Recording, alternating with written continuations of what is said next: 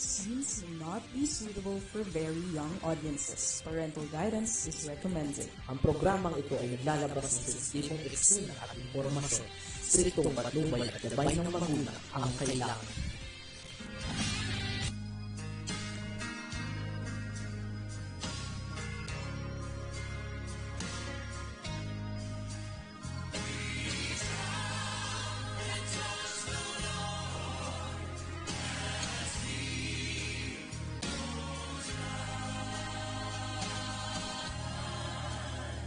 On that dark and stormy night, on the Sea of Galilee, the disciples were so fearful from the raging of the sea, when along those rushing waters, in the blackness of the night, walk the blessed Lord of glory, walk the Master and the Christ, and on the road of Jericho.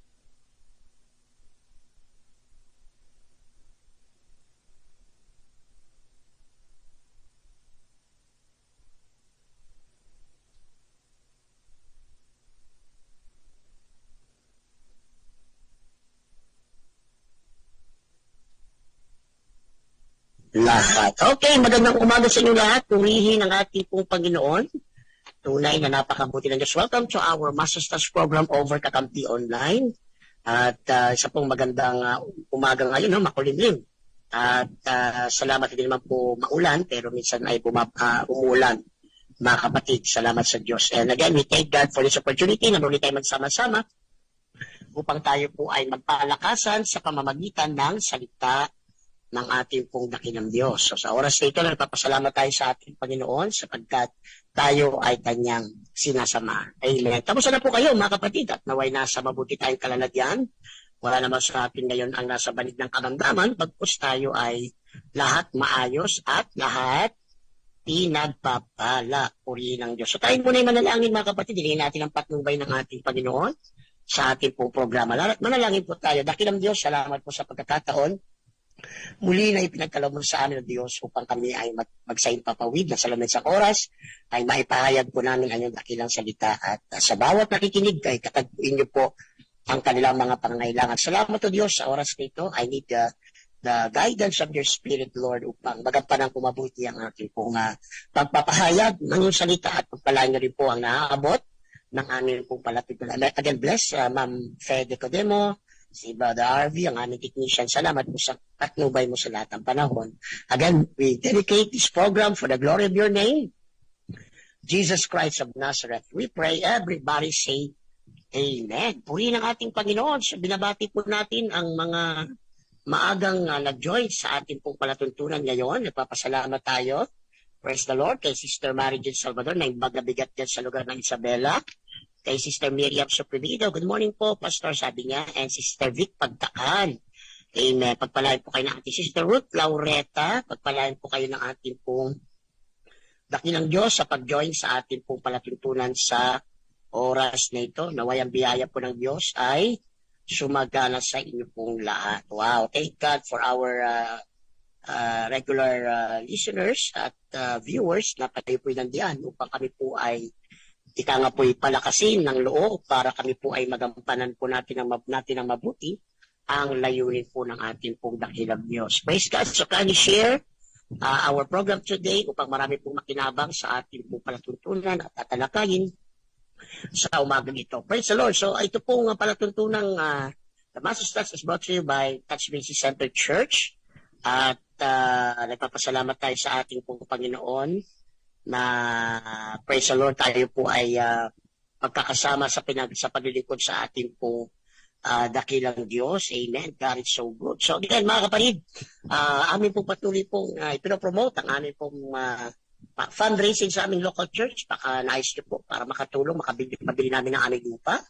Praise the Lord. So kami po ay meron pong Siomai Jaira mga kapatid. So pwede kayo bumili ng buy pack Yan po ay 130 pesos mga kapatid. O kaya kung bibili kayo sa pwesto ay 20 pesos lang po at yan po ay 4 na piraso. Pero malalaki yan.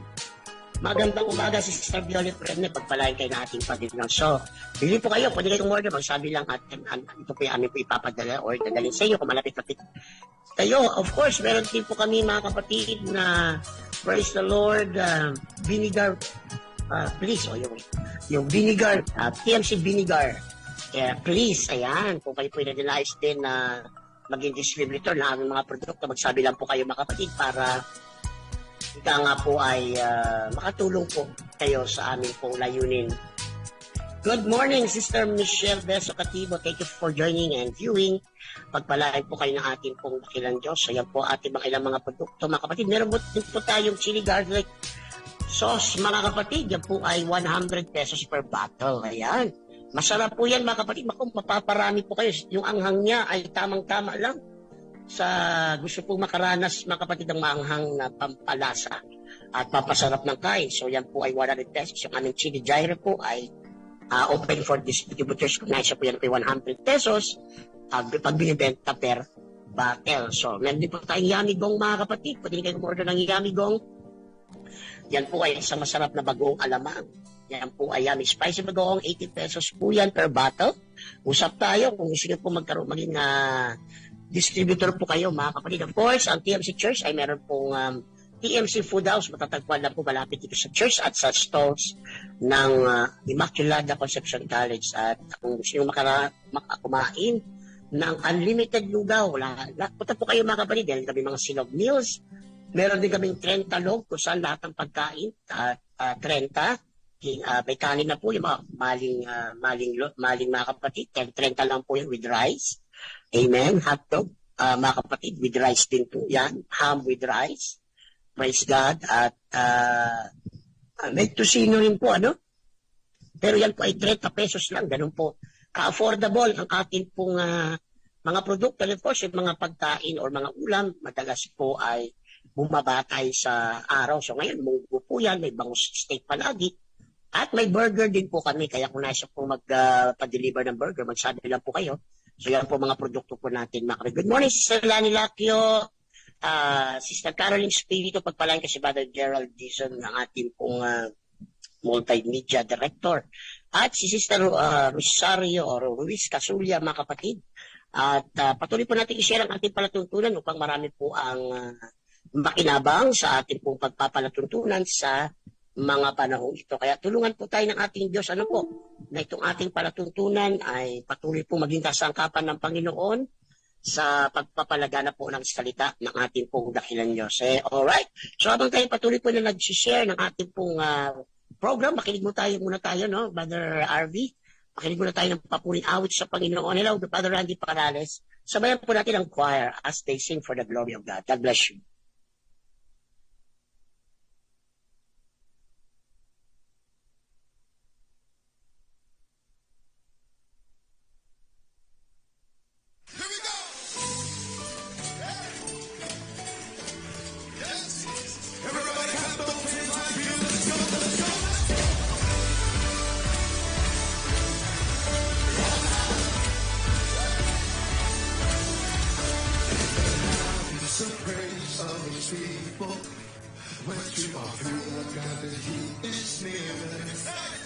So raise the sound and make it loud because our God is here. Oh yes, yes, yes, yes. Clap your hands, all you people. Come on. And shout for joy. Victory to the room and sway and shuffle. And if you want it, it's yours. Say, I want it to rise. Quiet in my place. I will leave my song and praise. When he's in the room, nothing can take the day. Yes, sir. My situation has to change. All my feelings are to turn. Yes, sir. It's all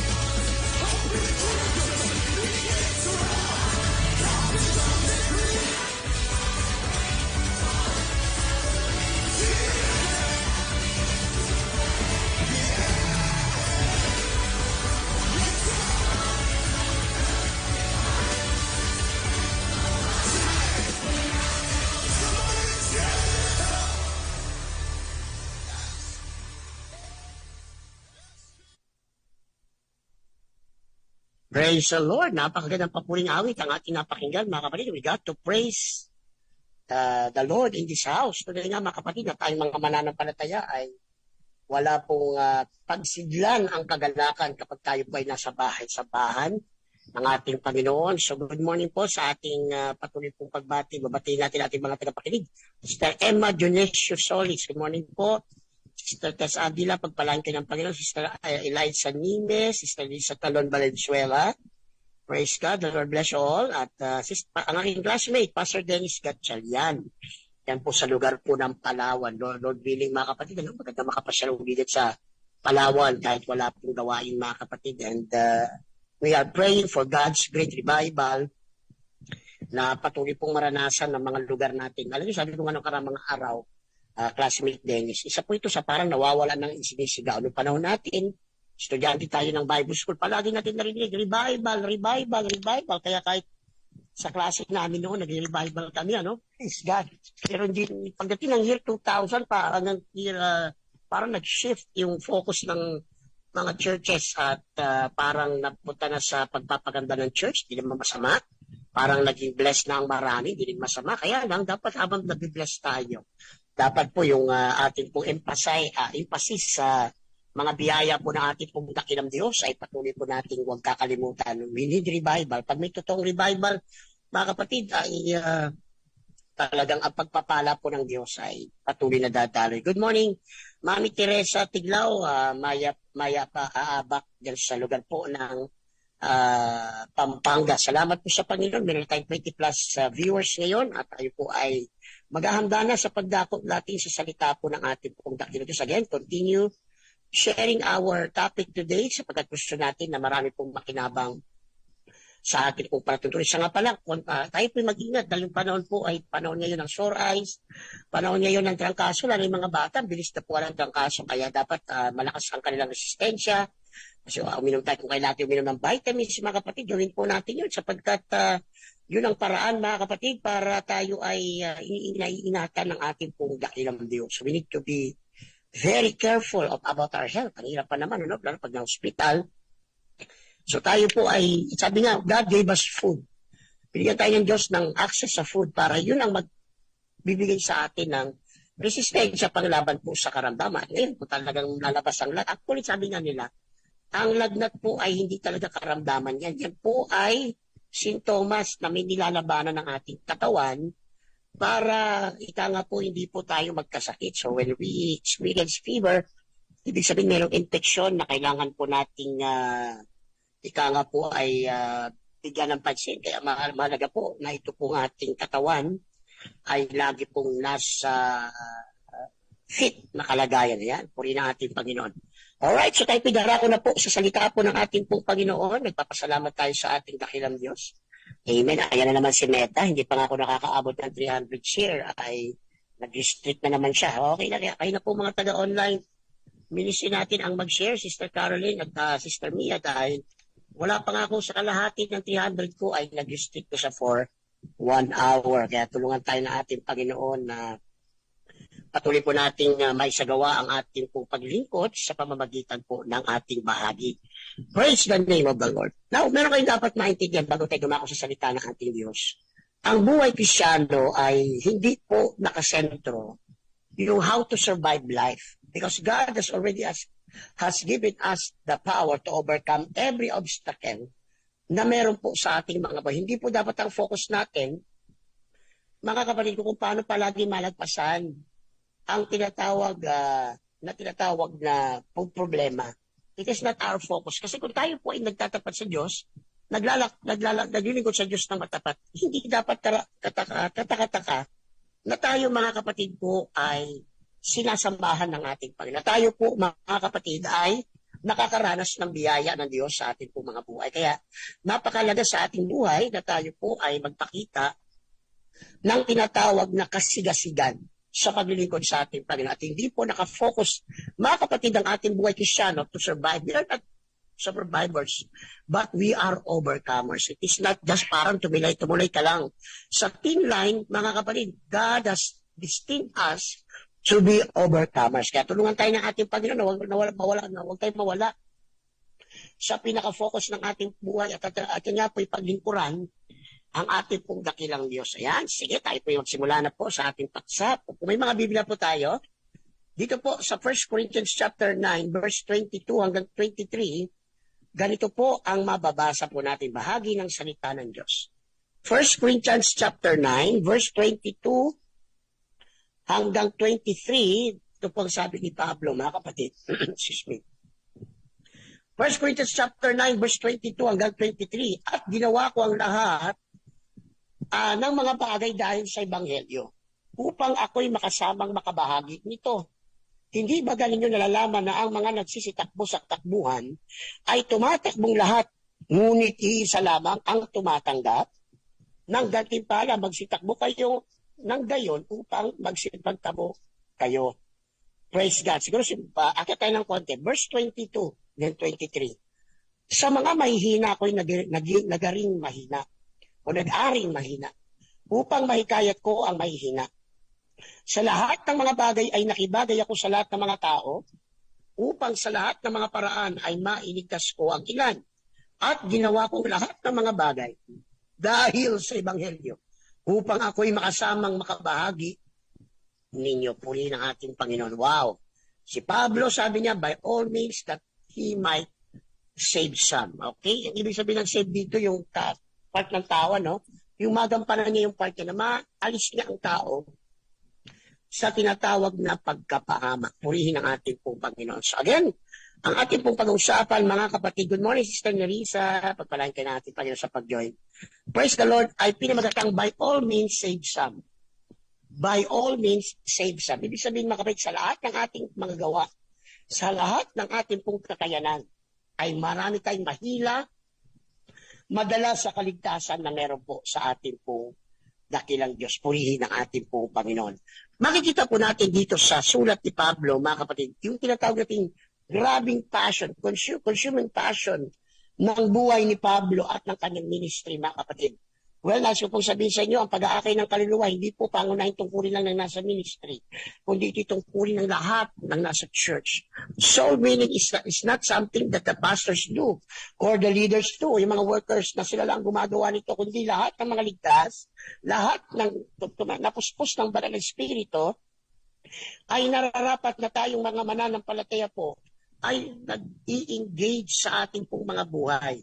We are not saved. Hindi tayo naligtas, mga kapatid, para lamang mag-church, para lamang gawin yung mga religious obligations natin, kundi isa po rito na ating dapat maging focus ay tayo po ay nagiging abala sa pagbabahagi po ng salita ng ating pong dakilang Diyos.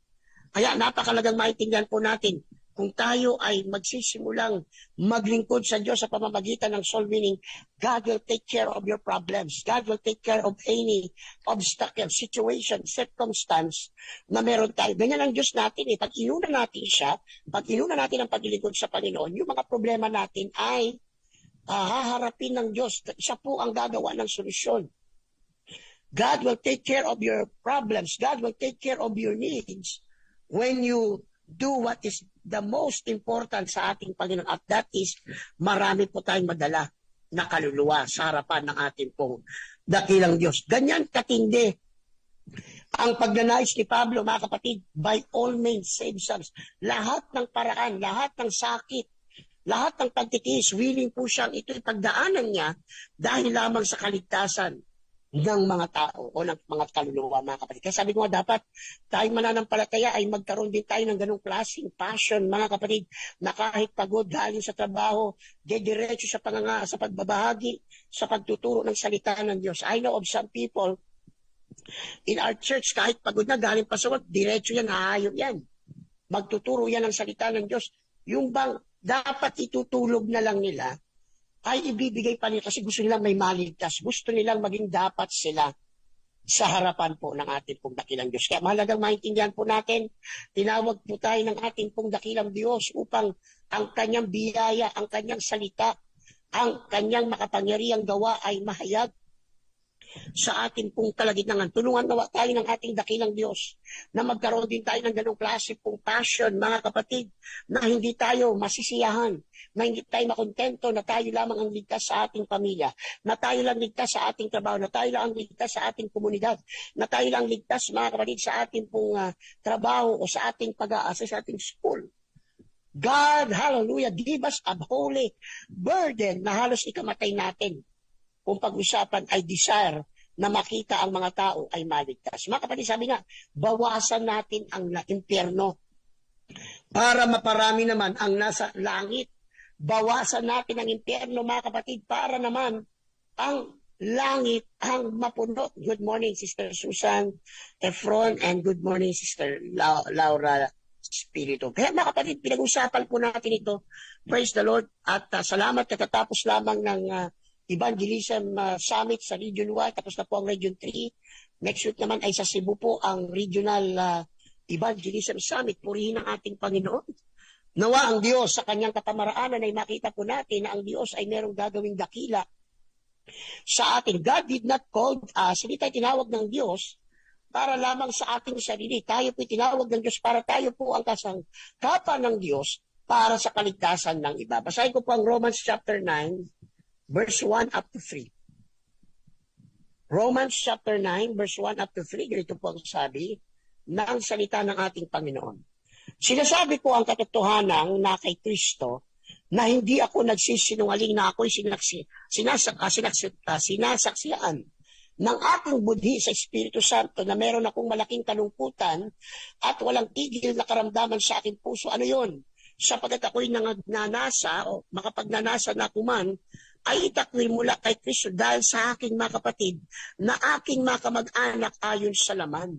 Kita niyo mga kapatid, may kalungkutan si Pablo kasi yung kanyang mga kapatid na Israelita ay hindi nangalalakad sa kalooban ng ating Panginoon. The Israelite people are not saved at this time. Sila po mga kapatid ay hindi pa po nakakaunawa ng Ebanghelyo ng ating pong dakilang Diyos sa mga panahon. Kaya malungkot si Pablo.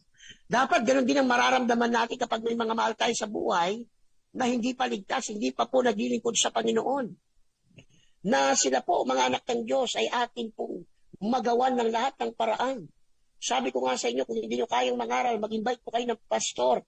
Invite niyo si pastor, invite yung mga worker, mga leader na marunong magturo at sila po ang magtiyaga. Naturuan ng salita ng Diyos ang ating mga minamahal na kamag-anak. Napakahalaga na makita po natin na dapat ang buhay Kristiyano ay umiikot sa paglilingkod sa Diyos, umiikot sa soul winning, umiikot sa discipleship. We should not forget that. Dahil habang tayo po ay nagsisikap mamuhay ng banal, nagsisikap maganda sa pagbabalik ng Panginoon, dapat tayo rin po ay nagiging mapagmalasakit sa kaluluwa ng ating mga minamahal, mga kapatid na kaluluwa. Kaya mahalaga po sa atin itong pinag-usapan na ito. Now, tingnan natin mga kapatid, paano ba natin magagawa na lahat ng paraan ay ating po'y na-exhaust? Lahat ng paraan ay nating nasubukan para matiyak lang na makalapit sa Diyos ang mga kaluluwang ito. Sabi ko nga mga kapatid, kapag hindi ka pa nakaranas ng hirap dahil sa soul winning, hindi mo pa nagawa ang lahat.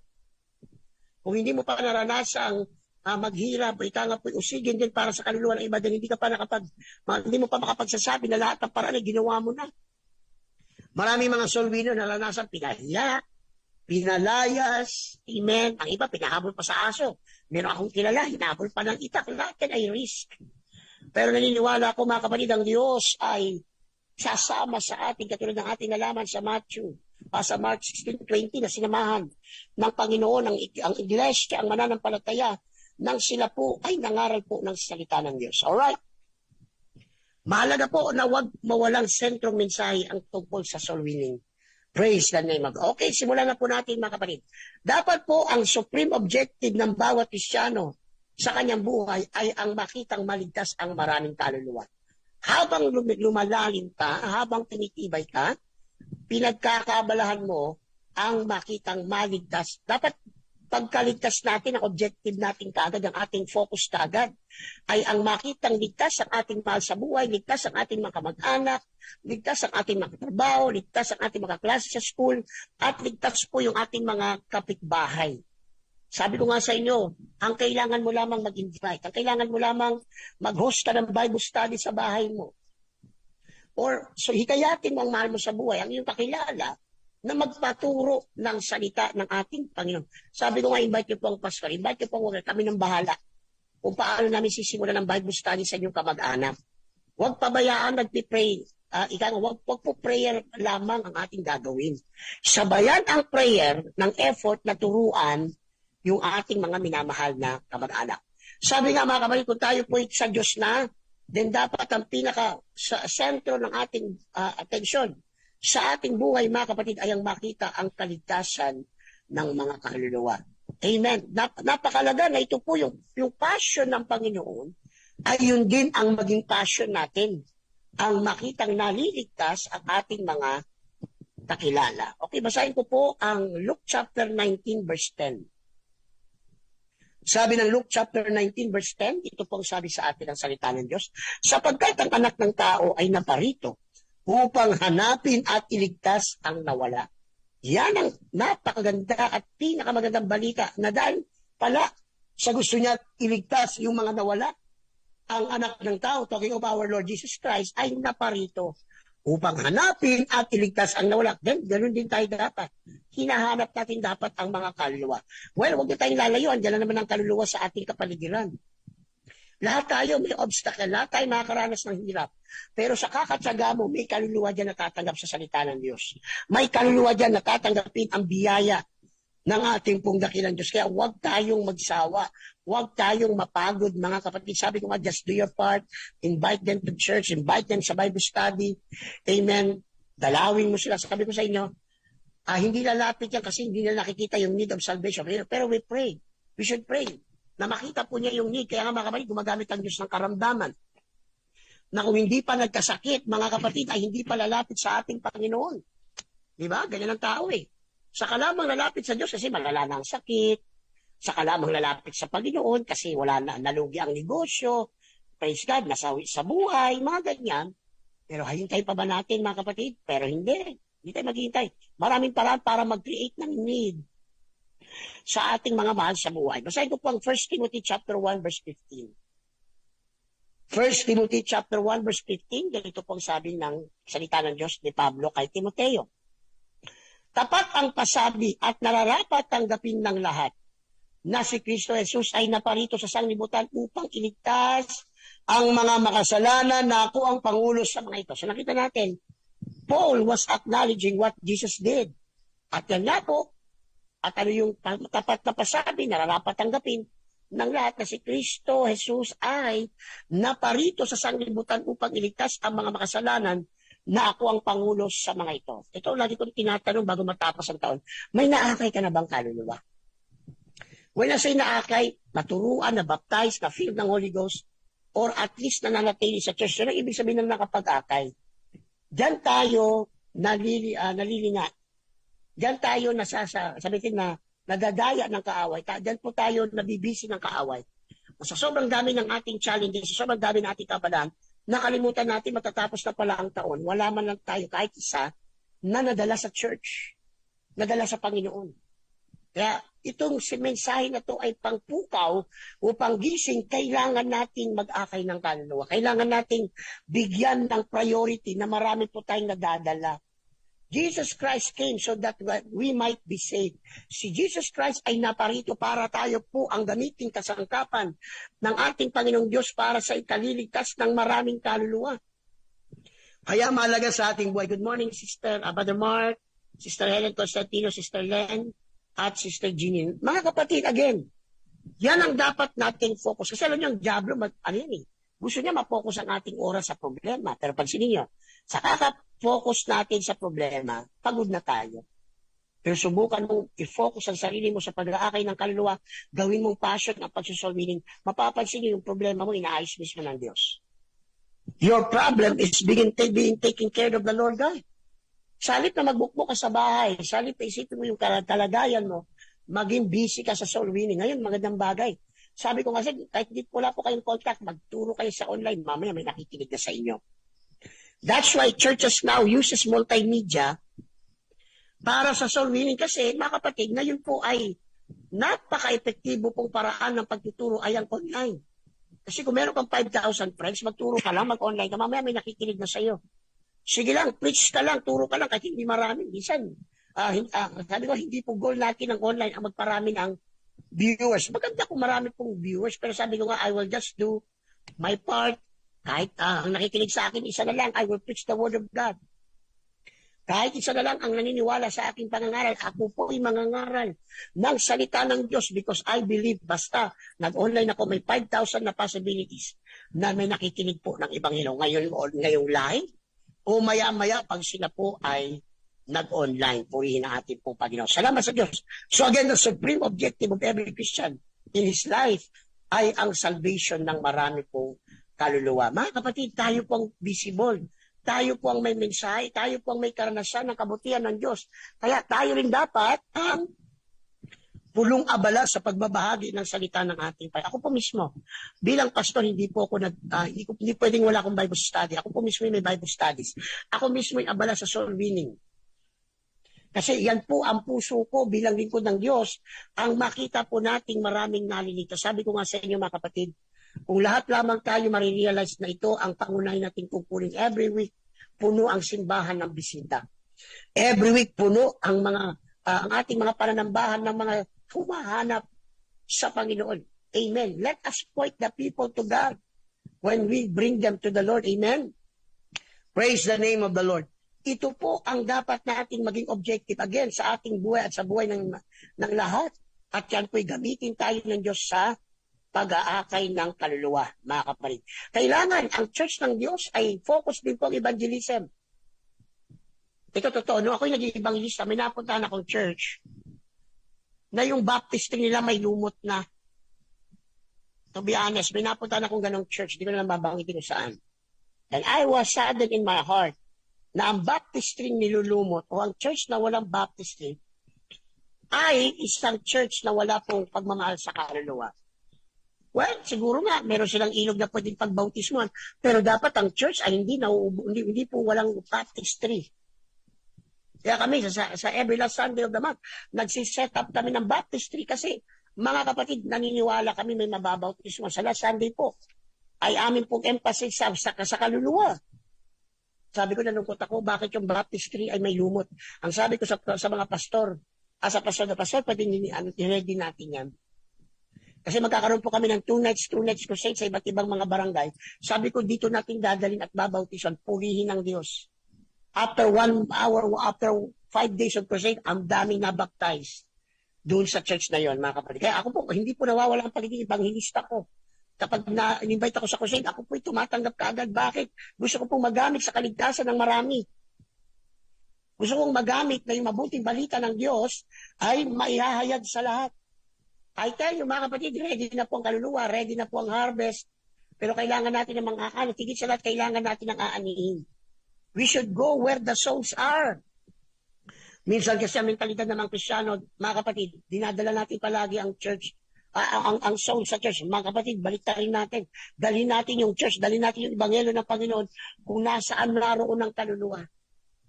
I was testifying nung nakarang gabi, nung young people days ko, marami ako nadala sa church na high school, elementary classmates ko, mga kapatid. Ang iba na baptized. Alam niyo mga kabarid, nung nabago ko sa Panginoon, hindi ako marunong mag-preach. Kaya ginagawa ko, nagdadala ako ng cassette tape sa school at piniplay ko yung preaching ni Pastor Opad. Yun ang paraan ko para makapagturo.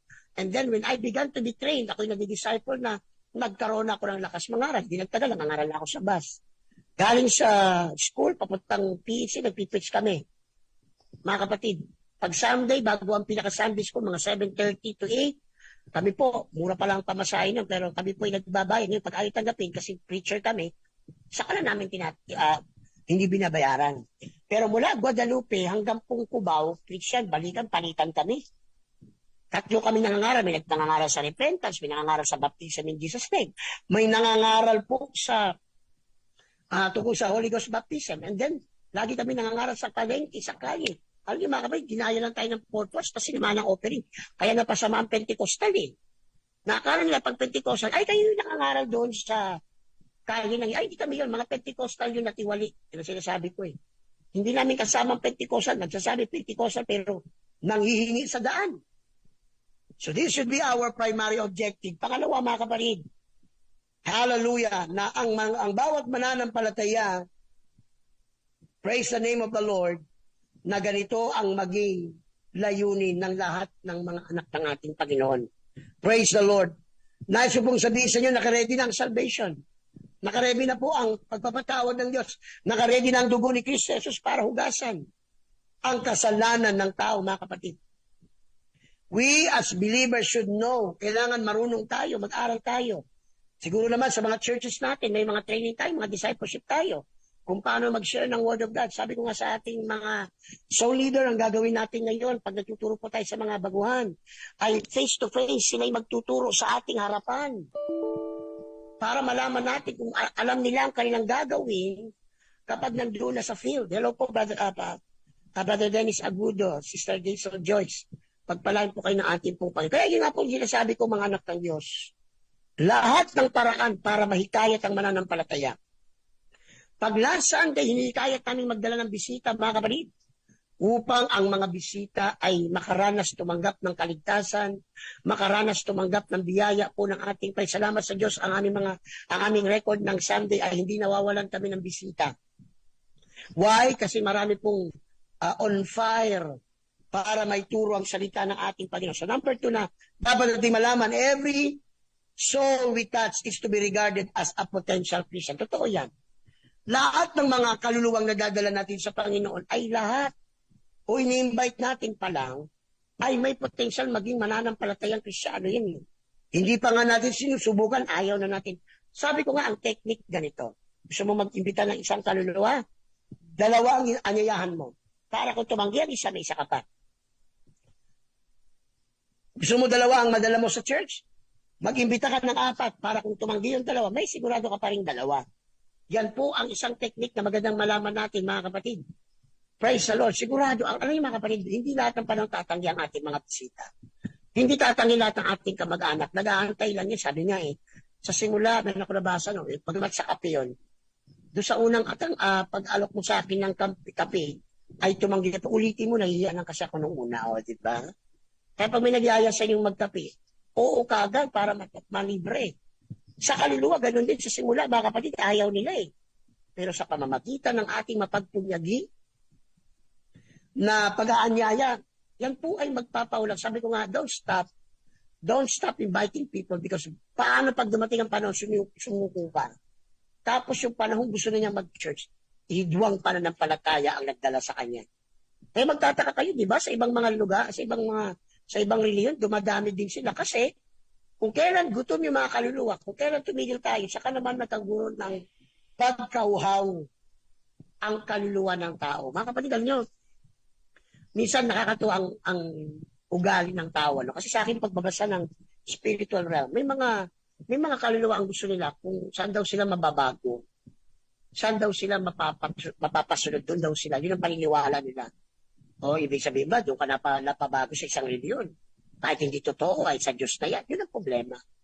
Mga kapatid, kapag dumating ang punto ng ganyan sa isang kaluluwa, dapat nandun tayo ng oras na yon nang nagkaroon na ng desire ang tao na magligtas. Kaya, church, hindi tayo dapat mapagod, hindi tayo dapat tumigil sa pagbabahagi ng salita ng Diyos. Pag naayos itong aming prepare na pang-crusade, ito po ay every 3 o'clock, araw-araw. Mangangaral kami dyan sa harapan ng pwesto namin, sa stall namin. Para marinig ng mga estudyante, marinig ng mga tricycle driver na mga dumaraan na merong church dito na nagtuturo ng plan of salvation sa lugar ng Miramonte. It should be the passion of every church. Dapat ang church sa tampay nilalagnat sa soul winning. Yung bang hindi ka masaya kung hindi ka nakapaghayo, hindi ka masaya kapag hindi ka po nakapaggamit o hindi ka pa nakapag-share ng Word of God. Sabi ko nga sa inyo, dapat ang mga wall natin mga Kristiyano ay punong-puno ng mga verses that talks about salvation and talks about the salvation of man. Huwag puro kalokohan. Minsan mga Kristiyano, mga pinupost natin minsan kalokohan eh. Mag-post tayo ng mga makabuluhang bagay na may kinalaman sa mga pagliligtas natin, mga kapatid. Tulungan tayo ng ating Panginoon. Nagdumating tayo sa ganong klase pong paglilingkod sa Panginoon, mga kapatid, na talagang maligtas sila, na sila po ay makaranas ng biyaya po ng ating po dakilang Diyos. Tulungan tayo ng ating Panginoon. Amen. Na yan po ang siyang ating kaabalahan. So number 2, again, every soul we touch is to be regarded as a potential Christian. Malalaman mo na tinawag yan kasi inakay mo. Hanggat panonoodin mo lang yan, hindi mo malalaman kaluluwa pala yan. Malay mo yung aakayin mo pala, o diba? Halimbawa, malay mo yung aakayin mo pala, tatanggap sa Panginoon. Malay mo yung aakayin mo pala, magiging pastor. Yung aakayin mo pala, mga kapatid, maglilingkod sa Diyos balang araw. O kaya kailangan natin, mga kapatid, na tayo ay magpakita ng kasigahan. Every soul has a potential to be used for the kingdom of God. Praise God. Basahin ko po ang 2 Corinthians 5:15. 2 Corinthians chapter 5 verse 15. Ganito po ang sabi sa atin ng salita ng ating Panginoon. 2 Corinthians 5:15. At siya'y namatay dahil sa lahat, upang ang nangabubuhay ay huwag nang mabuhay pa sa kanyang sarili, kundi doon sa namatay dahil sa kanila at muling nabuhay. So lahat ng possibility that these people na madadala natin will now live for God. Naiinis ka, daming may bisyo sa inyong komunidad. Naiinis ka, maraming adik sa inyong lugar, maraming marites. Ang tanong, nagsasagawa ba tayo ng evangelism sa area natin? Sabi ko nga mga kapatid, subukan niyo po may mga siga sa lugar niyo, magpa-evangelism kayo, magtatago ang mga siga. Naalala ko nung kami po yung Bible School student pa. So meron kaming crusade noon, may Amerikanong kami evangelista. So lahat ng estudyante, hinati sa grupo, yung grupo ko napunta sa bandang Banahaw, Cubao, sa banda sa malapit sa Bible School. So kami po ay nagbahagi ng salita ng Diyos, nagdala kami ng isang maliit na amplifier, at nangaral kami and then nakakuha kami ng mga contacts, mga kapatid, para po madala. Kaya hiniram namin yung sasakyan ng Acts Church para kami po, mga kapatid, ay makapagsundo ng kaluluwa. Amen. Hindi ko talaga makalimutan. Ang layo pa lang kitang-kita ko, nag-uupo kayo nagsusugal, nag-uupo kayo mga marites, nag-uupo kayo mga siga, nagiinuman. Nang nakita lang pababa na kami, biglang nagpulasan yung mga siga, nagpulasan yung mga sikismosa, nagpulasan yung mga sugal, o mga nagsusugal. Ang nadala na lang namin sa church yung mga napuntahan na namin bahay. Grabe, punong-puno yung van. Yung Tamaraw FX ng Axlight Tabernacle. Pero ang natatawa nga kami, yung mga tinatawag na mga taong nagkukumpulan doon, nagtaguan. Kaya sabi ko, ito palang kailangan gawin niya, magdala ng Bible para magtaguan yung mga siga. Pero, in the other hand, nagpapasalamat tayo. Sa bawat lugar, tandaan niyo to, ang promise ng Diyos, sa bawat lugar, merong anak ang Diyos dyan. Kaya magmadali tayo. Kung kaya ng church, imapa yung ating vicinity. Ano ba ang ating coverage? Sabi niyo po, mga kapatid, malaki po ang aming evangelism coverage. Malaria po. Sa ngayon, ako na lamang ang UPC na taga-malaria. Nasa coverage din po namin ng 185, 180, 181. Mayroon din kami ilang membro sa 186 ba yun? Yung bandang barracks area. Hindi ko naman pinasok lahat din kung saan lang kami may membro. As out of respect naman kung may mga pastor doon, mga kapatid. Pero ngayon, malaya tayong mag-evangelize. Kung meron dito gusto mag-evangelize sa Miramonte, punta po kayo rito. Kasi sa dami ng kaluluwa dito, hindi ko kayang dalhin natin sa Panginoon. Sa dami ng kaluluwa, hindi natin kailangan mag-away, hindi kailangan magsamaan ng loob kung sino papasok sa area ganito. Brethren, welcome kayo sa Miramonte. Welcome kayo sa malaria. Dito kayo mag-evangelize. Tulungan nyo kami. At gusto nyo dalhin sa church na pinabibilangan nyo, wala rin problema. Ang mahalaga, marami tayong parehong nadala sa ating pong Panginoon. Kaya mga anak ng Diyos, again, huwag tayong mag-withhold ng salvation. Huwag tayong mag-withhold ng opportunity. Malay mo nga, yung inakay mo sa Panginoon, sila po balang araw ay gagamit. Parang ganito, sino mag-aakala na may isang Pedrong mangingisda ang matatawag ng Diyos at ngayon, siya po ay naging apostol at naging fishers of men. O, diba? Lahat tayo ay may kanya-kanyang buhay. But when the Lord called us, God used us. Sabi nga, hindi na mabubura sa kasaysayan ng United Pentecostal Church na merong isang pastor Gumba na naging pastor. Whatever happens to me, whatever happens to my life, matatatak na sa isipan na isang beses may national evangelist na ang pangalan ay Pastor Alvin Gumba. Naging dating World Mission Official na Pastor Alvin Gumba. Merong dating pangalan ay Pastor Dennis Hallelujah Gatchalian. O di ba? Hindi na mabubura yan. Pero sino lang ba tayo bago tayo nakakilala sa Panginoon? Makasalanan. Walang direksyon ang buhay because someone prayed for us. Someone, amen, iniyak tayo sa Diyos. And eventually, nahuli tayo ng Diyos. When merong kusada, may nag-Bible study. Ako po, mga kapatid. Noong unang panahon ako'y binabible study yan, nagtutulog-tulugan ako eh. Pag dumarating po yung magtuturo ng salita ng Diyos, alam ko, naranasan yan. Sinasadya ninyo na kapag tawag parating na yung magtuturo, saka ka naglalaba. Diba, nakakaya naman siyempre, napatigilin. Pero kung ginagawa ko, Sister Melissa, pag sila po ay naglalaba, sabi ko, gusto mo, Sister, tulungan kita, Bible study muna tayo. Opo, yun ang ginagawa ko. Sinasabihan ko po, yung naglalaba, ganun po ba naglalaba kayo? Purihin ang ating Panginoon. Ano pong gagawin natin, mga anak ng Diyos? Praise God. Ang gagawin po natin, tulungan natin, ay, naglalaba po. Sige, ganito na lang po. Mag-Bible study muna po tayo. Pagkatapos, tutulungan ka namin maglaba. O, di ba? Salamat sa Panginoon, di ba? Nakakatuwa. Kaya hindi po kami pwedeng pauwiin na lang. Andun na kami, mga kapatid, para pauwiin pa. Sabi ko nga sa inyo, lahat ng katwiran ng tao, ipakita natin, i-overcome natin. I-overcome natin. Lahat ng paraan, halala ko may isang pastor tayo, pinagtataguan siya ng kanyang contact. Pero kita po niya, pag kumakatok siya, gumagalaw yung kurtina ng bahay at merong parang TV naka-on. So, ang ginagawa po nung kanyang akay, mga kapatid, minsan pag pagtatanong yung pinakakatabi, asan siya ganito? Ay, wala po yan. Mga kapatid, pero alam ng kapitbahay na iniiwasan siya. Sabi ni Pastor, gusto mo, ikaw na lang turuan ko. Pumayag mo, di na naaligtas. Lagi kong sinasabi to, wala tayong may pagmamalaki sa Diyos. Na parang kawalan tayo kapag tayo po ay nawala. Yes, mahal tayo ng Diyos. Malulungkot ang Diyos kung nag-backslide tayo. Pero marami pang kaluluwa ang pwedeng tawagin ng Diyos. Ang pwedeng iligtas ng Panginoon.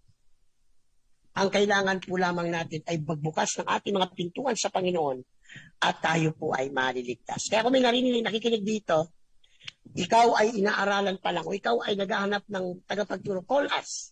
At kung malayo ka sa amin, ibibigay ka namin sa church na malapit para magpaturo. Mga kapatid, the reason why we are preaching this because malapit ang babalik ang Panginoon. Masaya ba tayo na tayo lang ang ligtas sa pamilya? Masaya ba tayo na tayo lang ang pupunta sa langit? Siyempre hindi. Kaya kailangan, mga kapatid, mag-akay tayo ng kaluluwa. Dahil lahat yan ay may potential. Malay mo yung naakay po, maging leader ng ating faith. Maging leader ng UPC. Di ba? Sila nagsasabi ng gagamitin sila ng Panginoon, mga dating mga walang kwenta ang buhay. Mga pasira ang buhay. But because you share the word of God, tumanggap sila ng kaligtasan, nabaptize sila, na-feel ng Holy Ghost. Amen. At Bible school, o kaya timiretso sa ministry. O ngayon, mga leader na sila, di ba? Pangatlo, mga kapatid, we are to adapt every means available to secure the salvation of souls. Yan, sa papunto sa maganda, no? Na dapat tayong mga mananampalataya ay ating gagawin ang lahat ng iba't ibang paraan para matiyak maliligtas. Di ba? Ngayon, ang ginagawa ngayon ng mga churches, meron tayong gift giving. Parang yun ang magagamitin pambitag. O parang pain, mga kapatid. Tingnan lang, ang disadvantage, ang mga tao, sama ka doon sa simbahan ngayon, maliligo lang tayo, tapos mayroon ka ng bigas. Ang tawag nila doon sa bautismo, maliligo lang. So yun ang disadvantage. Pero kami dito sa church, hindi na kami muna namimigay ng grocery. Kasi gusto namin, pag pupunta ang kaluluwa sa church, hindi dahil sa ibibigay mo, kundi dahil sa Diyos na gusto nilang makilala. Pero pwedeng gamitin yun. Pwedeng medical mission, libreng kasal. Dito kami pag June at saka December, nag-sponsor kami ng kasalang bayan o kasalang barangay. Kaya mga kapatid, maraming paraan para tayo po ay maging kasangkapan ng Diyos, mga kapatid. Yung paglilibre mo ng kape sa work, sa school, gamitin mo opportunity. Pwede ko bang makuha ang 5 minutes mo, friend? Kasi minsan ko lang, huwag ka mag-alala, minsan ko lang babanggitin ito, friend. Can I talk to you about Jesus for 5 minutes? So, di ba? Tatawagin natin 5 minuto lang. Ayan, 5 minuto lang. 5 minuto lang, maligtas ka. Okay? And then you share to them Acts 2:38. Share mo ang John 3:5. Na you must be born again. At paano ma-born again? Kailangan mag-repent ka, mabaptize ka sa pangalan ni Jesus. Dapat ma-filled ka ng Holy Ghost. Hallelujah! Praise the Lord. Kaya tayo makiramdam. Alam niyo, iba't ibang lugar, iba't iba ang pwede natin gamitin pamamaraan. Yes, but we have general means. Siyempre, Bible study, darnaking, crusade. Hindi naluluma ang ganyang evangelism method. Ngayon, magdadagdag ka na lang ng iba. Meron kaming ang Brixton Church, nagsimula ang church dyan sa paggawa ng mabubuti sa kanila. Okay, pwede rin. Tumulong. Gawin mong friendship evangelism. Kaibiganin mo muna, gumawa ka muna ng mabuti sa kanila. And eventually, sila'y tatanggap sa ating Panginoon. Alam niyo, sabi niya, no? Pag ang tao ay ginawan mo ng mabuti, nagkakautang na loob sila. At kapag nagkakautang na loob sila, mabait yan sila sa iyo. Kaya mga kapatid, kung hindi pa tayo nakagawa ng mabuti, hindi mo pwedeng pagalitan yan.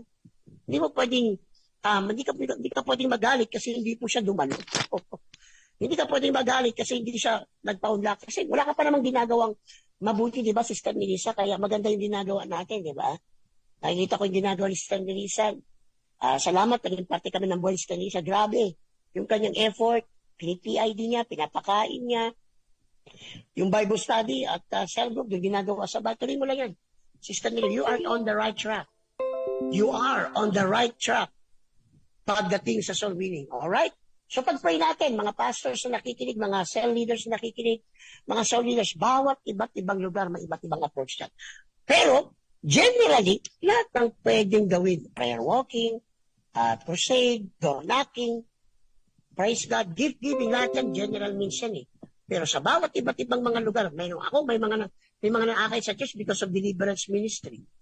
Mga demon possess sila, demon possess sa mga mahal nila sa buhay. And after that, we preach about salvation, nabaptize sila. Kaya kami, nag-offer kami ng deliverance house cleansing, ng libre, wala kami bayad. Kasi sa iba, nagpapabayad. Lalo na yung mga lumang reliyon, di ba? Pang-apat, mga kapatid, the most any servant of God can do is to save some. Again, sasabihin ko po sa inyo, mga kapatid, katulad ng isang magsasaka, hindi naman niya malalambat lahat ng isda sa isang pagpapalahon. Pero at least, marami siyang nahuli. Tandaan niyo yan, ha? Kaya nga sabi ko nga sa inyo, ang soul winning, ang dami, hindi tayo nauubusan eh. Katulad ng isang mangingisda, pag siya gumamit ng lambat, hindi naman niya lahat nalalambat doon sa ilog o doon sa karagatan, di ba? Sa tinatawag nating fish pond. Why? Kasi ang dami. May limit. May limit yung ating mga lambat. Pero sabi nga, babalikan lang na ng babalikan hanggang eventually makuha ang mga isda. Or magtulong-tulong yung iba itong mga isda, katulad ng nangyari nang si Jesus ay inutusan, bumalik kayo doon. Nung nakita nila ang dami, nagpatulong sila sa ibang, alam niyo mga kaway, inulit ko po, hindi natin kailangan magpagalingan. Hindi rin kailangan magkompetensya. Kailangan kami ang pinakamaraming church members ito sa Caloocan. Pag sinimulan niyo na po ganyan ang focus niyo, makakawala ang mga kaluluwa sa buhay niyo. Yes, magandang mag-goal. Kasi may goal kami sa attendance pero sabi ko, kung ano yung ibibigay ng Diyos, pasasalamatan na po natin si Diyos. Huwag nating limitahan ang mga kaluluwa sa 100 lang. Bagkus, maniwala ka, higit pa sa 100. Kami po, ang goal namin, 100 ang mabaptize this year. At naka-79 na kami. At nadagdagan pa at madadagdagan pa sa linggo. Mga kapatid, again, hallelujah. Let's do our part.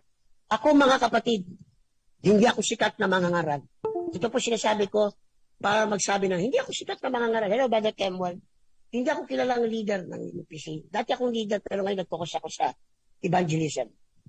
But thank you sa mga 24 kagahapon, umabot kami ng almost 40 sa aming Bible study. Salamat po sa 40. Baka ngayon marami ng online. Hindi po ako sasamahan. But today we have 25 who joined. At sabi ko nga, kahit isa lang, Sister Lisa, ang makinig sa akin, mangangaral pa rin ako. Because I'm going to do my part. Kahit 25 lang ang nakikinig sa akin, sapat yun para may maligtas. Kaya mga kapatid, sa tulong at biyaya ng Diyos, patuloy po tayong mag-share. After ng program natin, kung hindi nyo simula, ulitin nyo para ma-ignite ang evangelism sa inyong puso, mga kapatid. Wow, hallelujah. Wala tayong oras, mga kapatid. Panghuli, mga kapatid, the success of the gospel is dependent upon the obedience of those who are entrusted with it. Mga kapatid, pinagkatiwala sa atin ang Ebanghelyo, pinagkatiwala sa church ang Ebanghelyo. At kung gusto natin mabilis, may bahagi ang salita ng Diyos, nakasalalay ito sa atin na may hawak nito. That's why sa Pure Gospel, Monday to Sunday na po kami may programa. Ako naman, Miyerkules at saka Friday o Thursday minsan. Kasi gusto natin yung Ebanghelyong ipinagkatiwala sa atin ng Diyos. Ito po ay maibigay natin sa mga nangangailangan ng kaligtasan.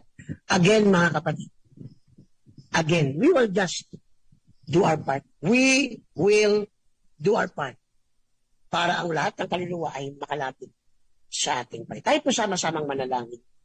Tanungin natin ang ating sarili, matatapos na po ang 2023. Masasabi ba natin nagbunga tayo o tayo ay walang napunga? At kung sagot mo wala kang bunga, ngayon magsipag ka ulit, mag-anyaya ka ulit. Ipakilala mo muli ang Panginoon sa iyong mga katrabaho, kamag-aral, sa community, kamag-anak, at sigurado may tatawagin ng Panginoon. Tayo po'y manalangin. Malaming Diyos, salamat po sa pagpapaalala mo sa amin na ang buhay Kristiyano ay hindi para lang mag-survive sa mga problema, sa struggle, sa mga circumstansya ng buhay. Niligtas mo kami, Panginoon, kasi meron kang mabuting plano sa bawat buhay. Hindi kami pinanganak sa mundong ito para lamang saktan, para lamang magkasakit at mamatay. Tinawag mo kami para po ang buhay na meron kami ay aming gagamitin sa iyo pong kapurihan.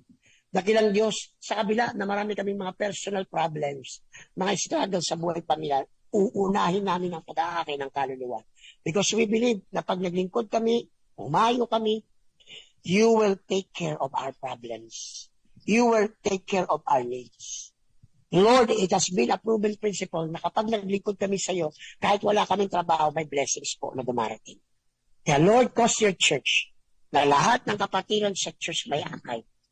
Lahat ng mananampalataya nagsisikap makapagdala ng mga tao sa iyong presensya. Tulungan niyo kami. And Lord, ngayong araw, pagpalaan niyo po lahat ng tagapakinig na may karamdaman, ubo, sipon, trangkaso, COVID, sore eyes, lalo na sa mga bata, Lord, touch mo po ang amin pong mga minamahal. Na sila po'y gumaling sa anumang dahilan ba't sila may trangkaso at merong COVID at meron din pong tinatawag na iba't ibang karamdaman. Lord, alalahanin mo yung mga bukol, ang mga may cancer, ang may mga problema sa internal organs sila. Lord, touch their body right now and let them get healed. Yung mga na-stroke, touch mo po sila. Si Brother Ronald, Sister Mary Jane, Lord, na ang kanilang pagkinakatawan hindi nila gagalaw ng mabuti. Gigising kami sa araw, yes Lord, touch that body, touch that part of their body and they will get healed.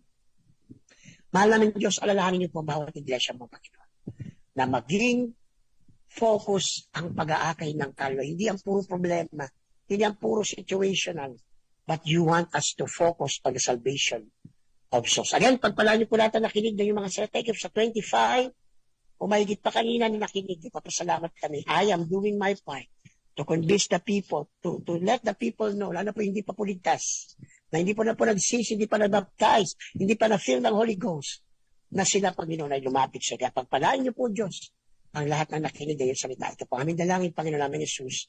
Amen. And amen. Purihin ang ating pong Panginoon. So bago po tayo na magtapos, mga kapatid, ay amin po kanyang ikayat, kindly subscribe to our YouTube channel, the Top TMC channel, at ang aming FB page, para lagi po kayo updated kapag meron po kaming online na gawain. Touch Ministries Center UPC.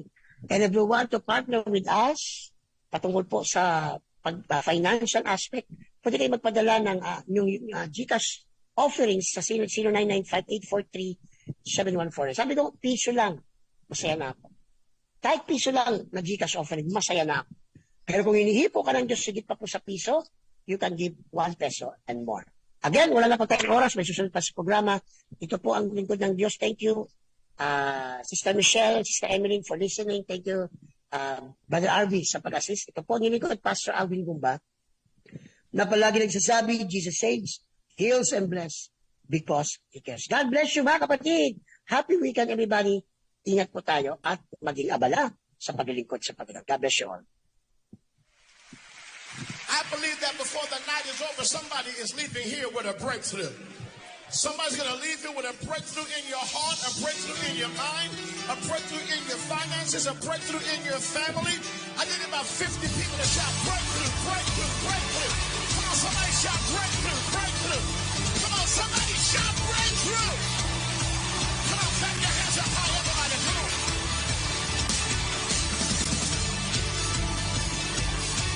Hey, yeah. You are the only